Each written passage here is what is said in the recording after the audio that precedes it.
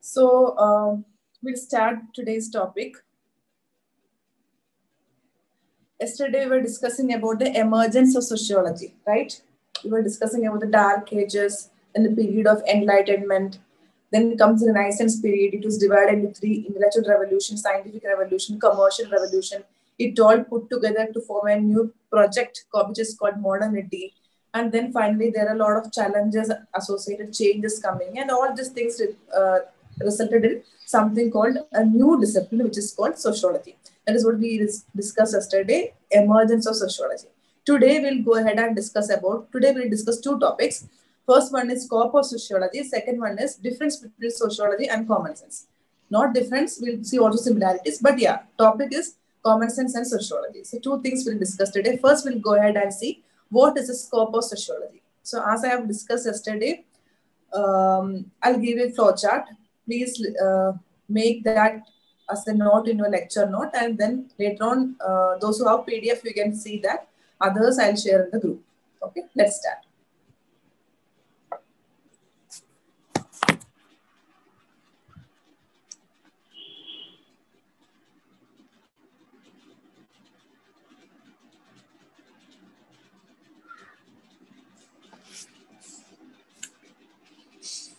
Okay.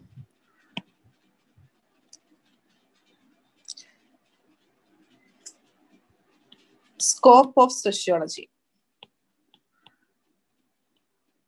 This is the second topic in the first chapter, sociology, the discipline. Scope of sociology, we can divide into 4 different stages. Okay, this 4 different stages, it is not actually a rigid stage.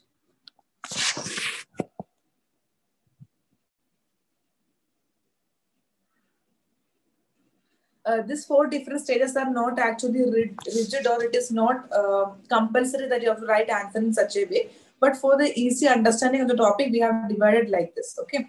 So before we get into this, when your question is asked, what is scope of sociology, or write a short note or something, first you have to say that how sociology has emerged. Just give in one statement. Sociology is emerged in response to challenges posed before modernity in medieval Europe.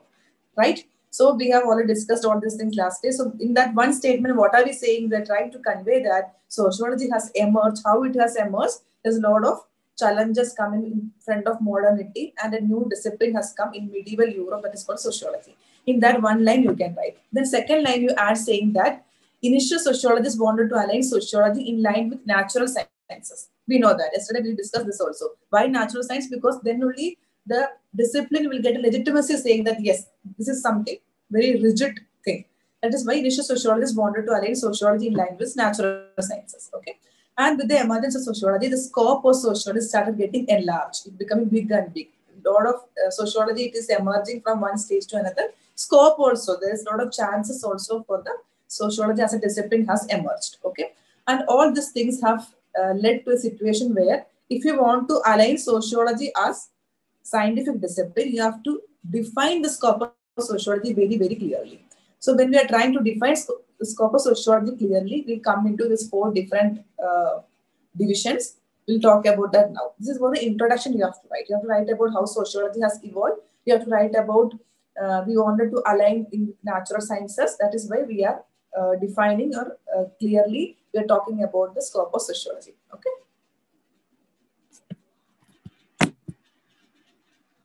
4 different stages are from 1838 to 1880, from 1880 to 1940, from 1940 to 1990, and from 1990 till now. These are 4 different stages.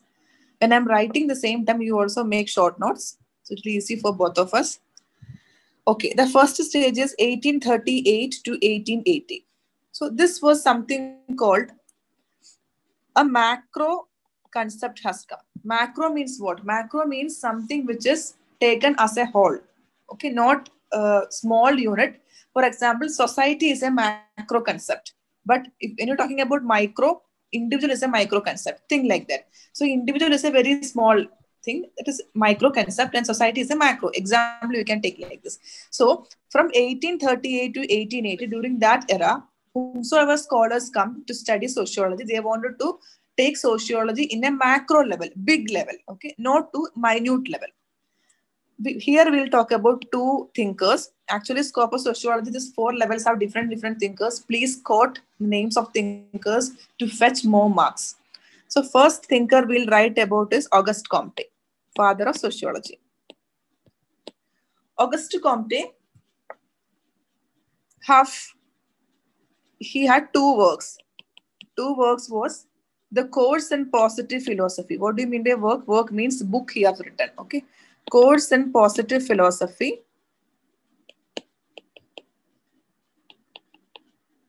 And second book or the work we can say System of Positive Polity. System of Positive Polity.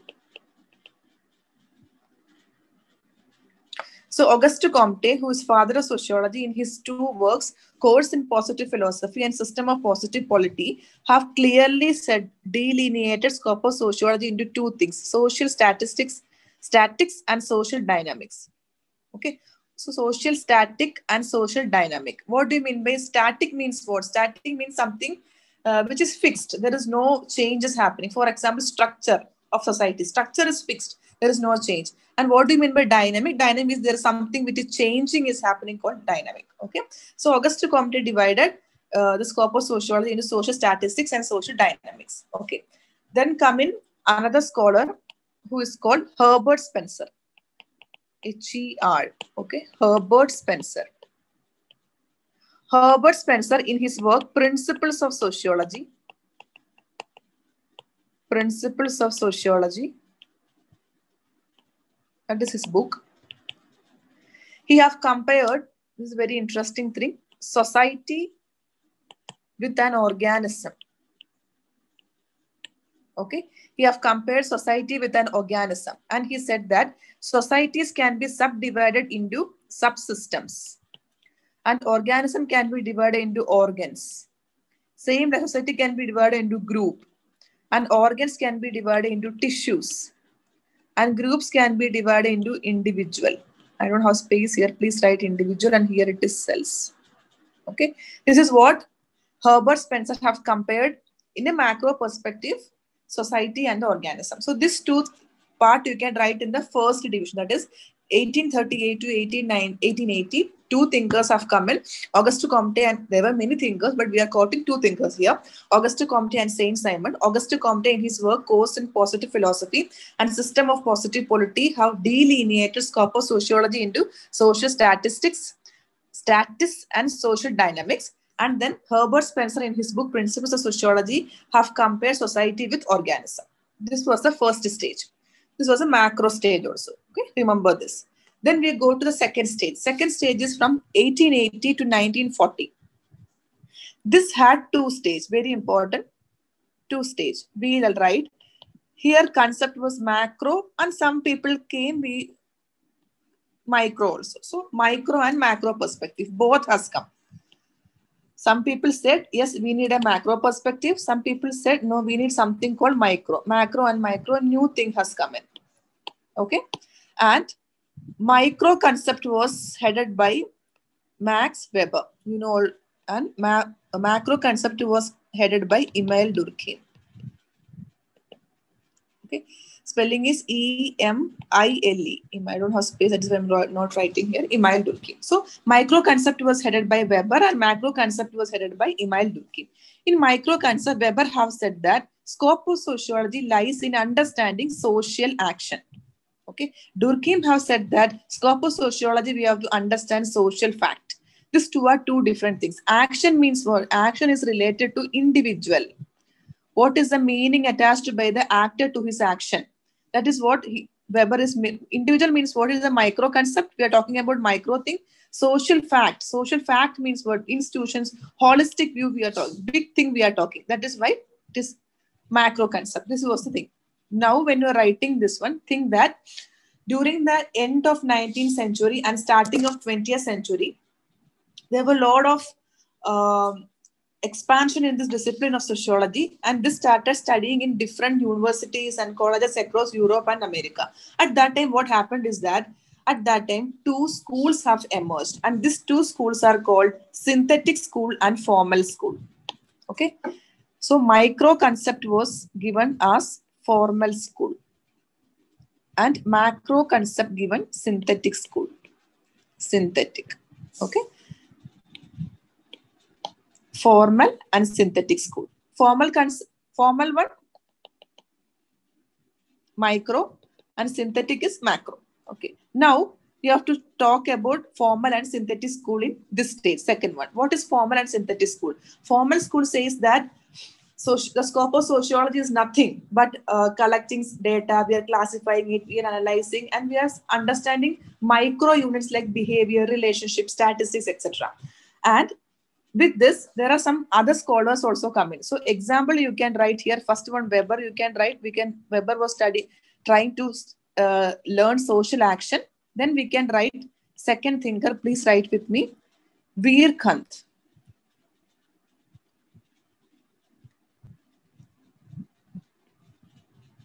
I'm sorry.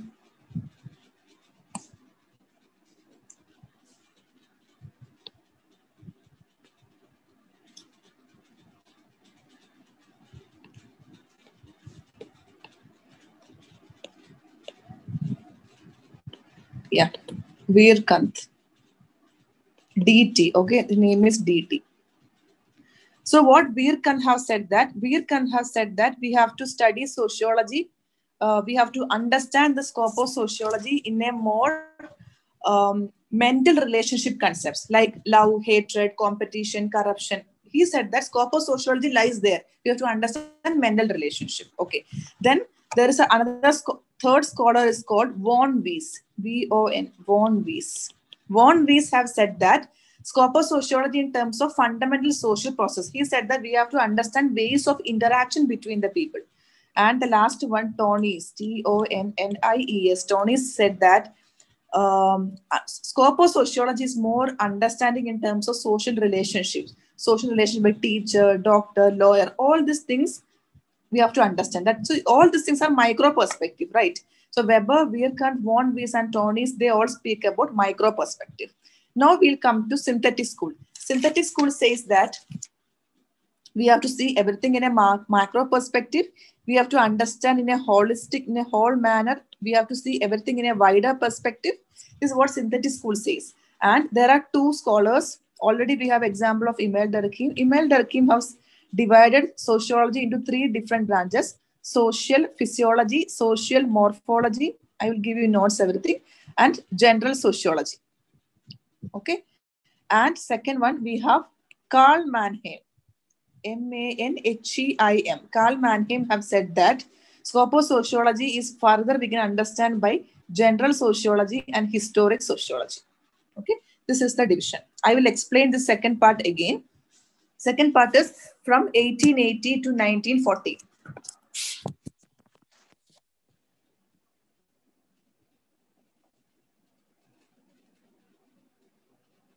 So second part goes about with 1880 to 1940. In this, we can have two divisions, micro and macro. The first part was only with regards to macro. Here, micro and macro, both the divisions are there. Micro means what? Individual perspective. Macro means an holistic or society, for example, we can take it. So micro perspective, the propounder was Weber. Max Weber have said that we have scope of sociology where it is lying in social actions with an individual take. We have to understand scope of sociology, we have to understand the meanings attached by the actor to his action. Okay, don't worry about the statement. This will come in the Weber's theory. We'll study in detail. Just go through this. That's it. Just understand that Weber was a micro perspective holder and he wanted to understand the social action and the meanings attached by the actor to his action. Okay. Now in micro perspective, we have formal school, synthetic school coming. Synthetic school with a macro perspective. Formal school, Weber was there, Virkant, Von Weiss, and Tonnies. And when it comes to macro perspective, we have Emile Durkheim. Emile Durkheim has said that scope of sociology, where it is like, we have to study social fact in a very holistic manner, macro perspective. Then we will know what is scope of sociology. Then it comes to synthetic school. Synthetic school, we have to talk everything about widely. We have to understand in a very holistic manner. General theories have to be said. All these things concept have come. And Emile Durkheim further divided sociology into social physiology, social morphology, and general sociology. And Karl Mannheim, another thinker, have divided sociologists to study the scope of sociology into general sociology and historical sociology. Now we'll go into third phase. Third phase is 1940 to 1990. So by this time, what has happened? Very interesting thing. Micro and macro combined. They became friends. Okay. Micro and macro combined together. We have talked about 4 thinkers here. Please write it down with me. We have Parson. We have Merton. We have Karl Popper. And we have C.W. Mills. These are the 4 things. Okay, I know that there are a lot of thinkers' name. For the person who is seeing for the first time, maybe you will get confused, but don't worry. If you study repetitively, this will be okay. And all these names will be recurring in sociology. So don't worry, you'll get used to this. Okay, so micro and macro perspective together combined by Parson, Merton, Karl Popper, and C.W. Mills. So now we'll see what each of these scholars have said.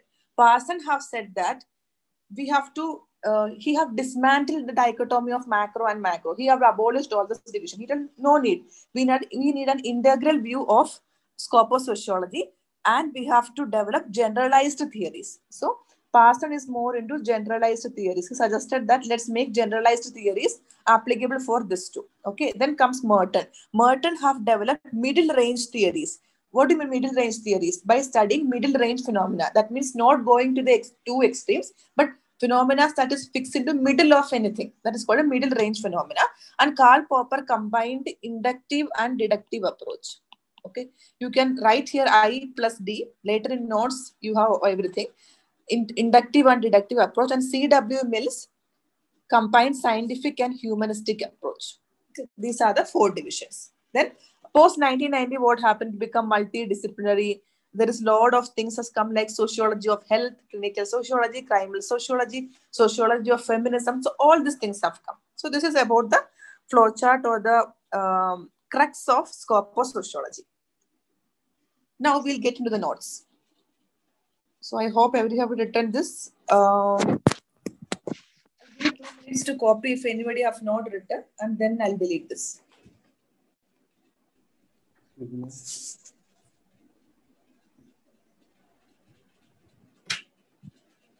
If anybody have not written, please copy now. Ma'am, in first part, Auguste Comte and Herbert Spencer alone are coming. I joined a little late, so I did not get the first part. Yeah. First part, Auguste Comte and Herbert Spencer. Yes. So it focuses only on macro perspective.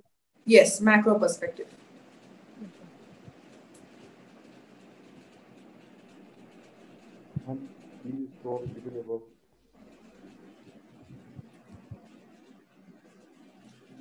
Second part, macro and micro. Micro, Weber, Virchow, Bonvy, Stonis, and macro is Emile Durkheim and Karl Mannheim. Third part is macro plus micro, Parson, Merton, Karl Popper, and C.W. Mills. You have to remember this names to get good marks. Anyway, don't worry. By the end of sociology session, you'll be very familiar with all these names. Marx also existed, but why was he not mentioned in any of the stages?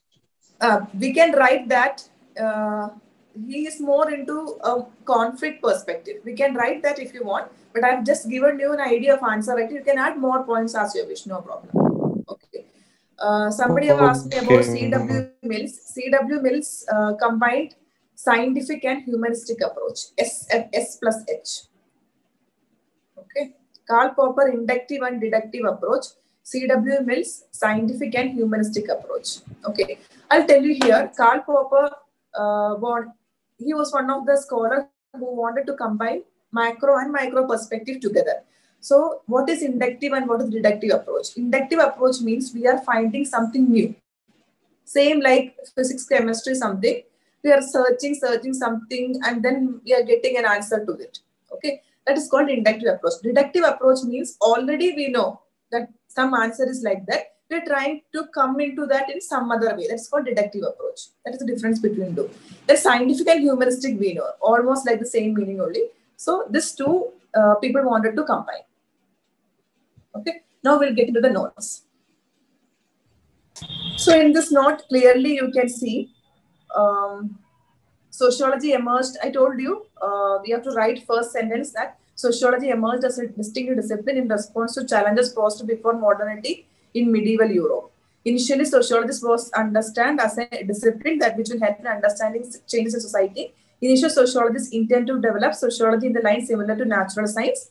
So there was gradually scope of sociology was widening. In order to be a scientific discipline, scope of sociology need to be defined clearly. This is what I told you the first story before making the diagram. I've told you have to write this. You have to write in one line emergence of sociology, then write about we wanted to align the same with natural science. So all these things we have done. So in order to be a scientific discipline, scope of sociology needs to be clearly defined. Then we have same diagram which I've given. Initial phase, second phase, third phase. This division is not rigid. I'm not telling you that compulsory you have to write this, but for making answer writing easy, we have made this. Okay. So initially we are talking about only two thinkers. It is underlined here. You can see Auguste Comte. Auguste Comte, father. So wherever you are writing in an answer, first time Auguste Comte, obviously write in bracket father of sociology, and 1838 also you write. Okay, that is the his work was published during that time. 1838, father of sociology. In his two books, Course of Positive Philosophy and System of Positive Polity, delineated scope of sociology into social statics and social dynamics. What is static? Static means something which is permanent, and dynamic means something which always changes. Social statics is the basic factor of social order. That means structure, and there is stability. And social dynamics means there is always some changes happening in society. Okay.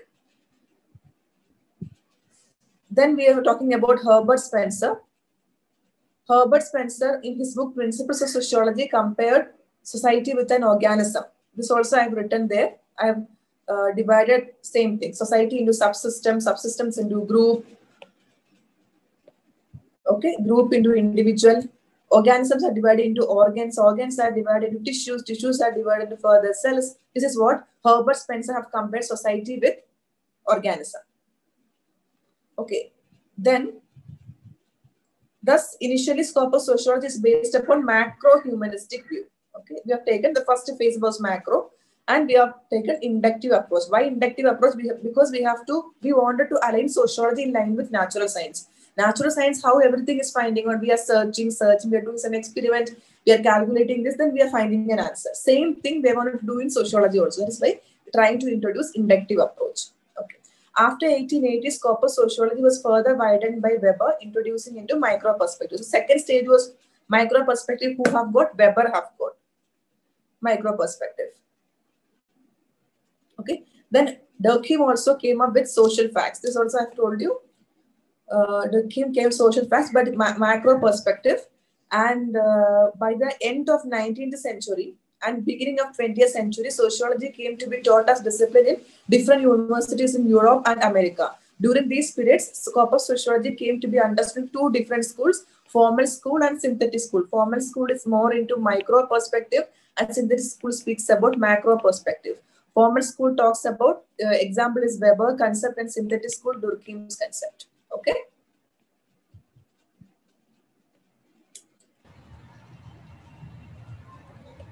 Excuse me, ma'am. Yes. Ma'am, do we need to know these divisions? What does these mean? Social morphology and physiology? No. You don't have to know. You have to just know that people have, for example, Durkheim have divided into social morphology, social physiology, gender sociology, just to make the scope of sociology widen, to gradually widen it. That's it. Okay. Nothing more you have to know. Okay? Yeah. Okay. In formal schools followed. Formal school followed micro perspective, as we have just discussed. And Weber was the proponent of that. Then we have talked about Virkanth. I told you Virkanth used mental relationships like love, hatred, competition, corruption, etc. Von Weiss identified what Von Weiss have said. Scope of sociology, where it is lying in the ways of interaction. We have to study scope of sociology there. And Tony's understood society in terms of social relationships like doctor, teacher, lawyer. Okay. And Simmel, no need, you can just add, already you have 5-6 names enough. Okay, synthetic school, more again into macro perspective, studying society as a whole, and we have to study everything in a wider reality. Okay, then Durkheim have divided scope of sociology into social morphology, social physiology, and general sociology. And Karl Mannheim have divided society into two main sectors, general sociology and historical sociology. Now comes the third stage. Okay. Now second stage is done. Third stage starts from 1940 to 1990. Okay. And there people have combined combination of both micro and macro perspective. First propounder was Parson. Parson in his book, Structure of Social Action and Social System, dismantled. Dismantled means what? Put to an end. The dichotomy of macro and micro to develop an integral view. He have said that let's combine these two, okay, and make an integrated view of scope of sociology. According to him, sociology should aim at developing generalized theories. We have to start making generalized theory. That means fit for all, one size fit for all concept. And that was told by Parson. Even Merton have developed middle range theories talking about middle range phenomena. Karl Popper, third scholar in this one, combined the inductive and deductive approach, and C.W. Mills tried to combine scientific and humanistic approach. Inductive is micro, deductive is macro. Okay, scientific is also more into a scientific alignment, humanistic means more into a humanitic alignment.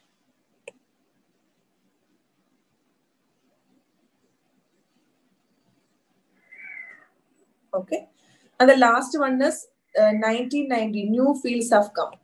Okay, new fields of study was being gradually added to sociology, which was traditionally not considered as part of it. We can write example, sociology of health has come. After 1990 till now, there's a lot of interdisciplinary, multidisciplinary sections of sociology is widening. Okay, a lot of things are coming. Criminal sociology, clinical sociology, feminist sociology, child sociology, sexual sociology, all these things are coming. So permanent space in scope of sociology, all these things are coming in. Okay, this is about the scope of sociology.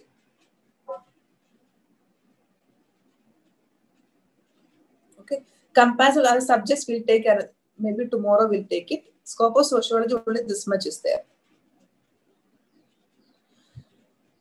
Now we'll get into second topic of the day. Second topic we'll discuss about sociology and common sense.